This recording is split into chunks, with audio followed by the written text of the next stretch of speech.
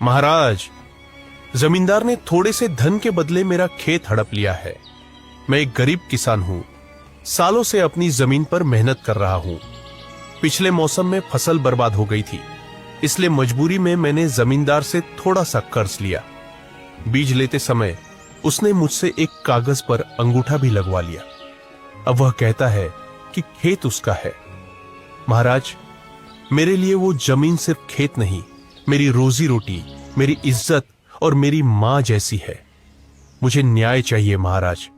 अगर रामपुर गांव के जमींदार ने तुम्हारे साथ वास्तव में ऐसा किया है तो तुम्हें जरूर न्याय मिलेगा।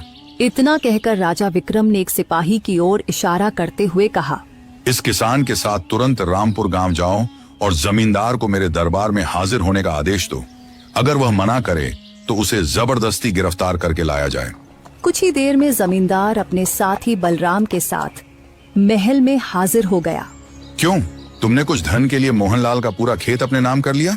महाराज, यह तो सरासर झूठ बोल रहा है। सच तो यह है कि कुछ अरसा पहले मोहनलाल ने खुद अपना खेत मुझे बेचा था। मैंने उसे बहुत सारा धन दिया था महाराज। उसने वादा किया था कि कुछ महीनों बाद वह खेत खाली कर देगा। जब मैं उसे उसका वादा याद दिलाने गया तो मोहनलाल खेत देने से ही मुकर गया। हाँ महाराज, जमींदार साहब सही कह रहे हैं, मैं भी उनके साथ ही था। यह सुनकर मोहनलाल क्रोधित हो गया। ये दोनों झूठ बोल रहे हैं महाराज, सरासर झूठ बोल रहे हैं। मैंने खेत नहीं बेचा था, मैंने तो बस थोड़ी सी रकम उधार ली थी, वो भी बीज खरीदने के लिए।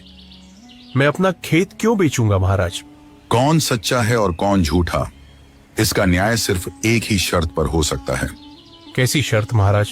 तुम गांव के 2 गवाह लेकर आओ जो जमींदार और बलराम के खिलाफ तुम्हारे पक्ष में गवाही दे सकें। अगर वे गवाही देंगे तो तुम सच्चे साबित हो जाओगे और तुम्हारी जमीन तुम्हें वापस कर दी जाएगी। और जमींदार, तुम भी ऐसे ही 2 गवाह लेकर आओ जिन्होंने मोहनलाल को खेत बेचते हुए देखा हो। जमींदार और बलराम वहां से चले गए।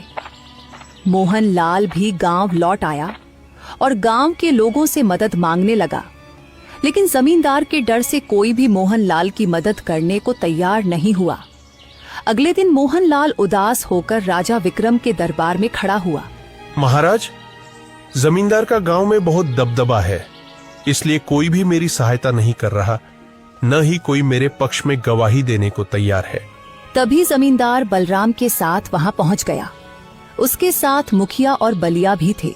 महाराज, यह मेरे गांव का मुखिया है।